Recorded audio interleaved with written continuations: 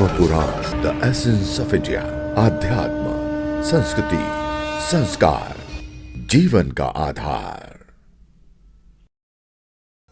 आज हम आपको ये बताने जा रहे हैं कि क्या हमारे शास्त्रों, वेद और पुराणों में जाति व्यवस्था थी। जातिवाद फैलाने के लिए आज ब्राह्मणों को गाली क्यों दी जाती है। विभिन्न समाज और जातियों के बीच विभेद का जहर घोलने की कोशिशें कहीं वोट बैंक की साजिश तो नहीं है। हमारे शास्त्रों में जाति व्यवस्था का उल्लेख नहीं है।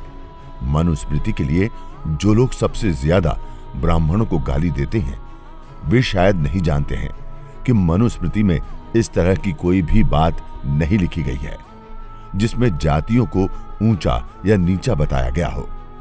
धरती पर मनु पहले मनुष्य थे, उनकी कोई जाति नहीं थी। मनु के बाद ही मनुष्य का विस्तार हुआ और मनु के नाम से ही हम मनुष्य कहलाए। ऋषि मनु ने जीवन और समाज के सुचारू संचालन के लिए कुछ विधान बनाए थे जिसे मनुस्मृति कहते हैं। मनुस्मृति में वर्ण की व्यवस्था का विवरण है। वर्ण मनुष्य के स्वभाव के आधार पर समाज में वर्गीकरण था। उस समय न जाति से ब्राह्मण होता था, न क्षत्रिय, न वैश्य और न ही शूद्र।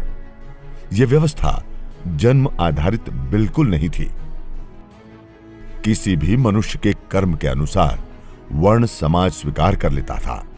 इसका मतलब यह हुआ कि वृत्ति और स्वभाव के अनुसार ब्राह्मण में जन्मा मनुष्य वृत्ति में शूद्र हो सकता है और किसी शूद्र परिवार में जन्मा व्यक्ति वृत्ति से ब्राह्मण हो सकता है। इसके अनेक उदाहरण हमें शास्त्रों में मिलते हैं। आज लोगों को मनुवादी कहकर अपना स्वार्थ पूरा करना एक फैशन हो गया है। पुराने शास्त्रों की कुछ बातों को संदर्भ और परिप्रेक्ष्य से बाहर उल्लेखित करके खूब भावनाएं भड़काई जा रही हैं। निशाने पर मुख्य रूप से ब्राह्मण है। जिस मनुष्य जाति को लोग गाली बकते हैं उसी में लिखा गया है कि जन्मना जायते शूद्रः कर्मणा द्विज उज्जयते। जन्म से सभी शूद्र होते हैं और कर्म से व्यक्ति उच्च बनता है। यह आश्चर्यजनक बात है कि मनुस्मृति को जातिवादी बताया जा रहा है जबकि इसमें जाति का उल्लेख तक नहीं है। प्राचीन धार्मिक ग्रंथों को दलित विरोधी और ब्राह्मण समर्थक बताकर उसके प्रति अपमानजनक बातें कही जा रही हैं। अपनी योग्यता से कोई भी व्यक्ति शूद्र से ब्राह्मण बन जाता है। उदाहरण के लिए हम कुछ ऋषियों का उल्लेख कर सकते हैं।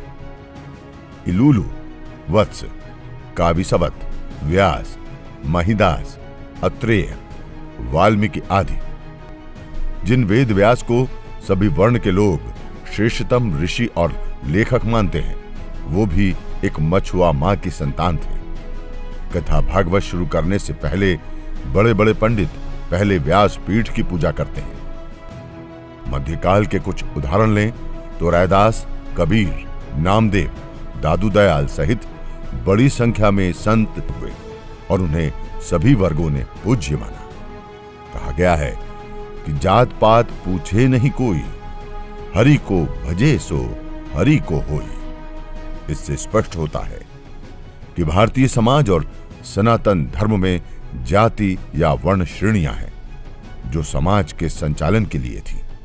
इनमें ऊंच नीच की कोई अवधारणा नहीं रही। ग्रंथों के बाद में कुछ शरारती तत्वों ने कुछ ऐसी बातें जोड़ दी जो सिर्फ सनातन धर्म को बदनाम करने के लिए की गई। वर्ण को जाति से कंफ्यूज किया जा रहा है। आज निरुक्षीर विवेक से शास्त्रों की बातों को सही संदर्भ में समझकर समाज के विघटन की कोशिशों को करारा जवाब देकर समाज की एकता को बचाना है। देखते रहिए धर्म पुराण। यदि आपको ये वीडियो पसंद आए तो कृपया लाइक करें, सब्सक्राइब करें और बेल आइकन को जरूर क्लिक करें।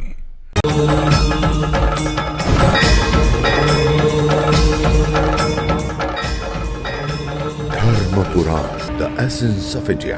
आध्यात्म, संस्कृति, संस्कार, जीवन का आधार।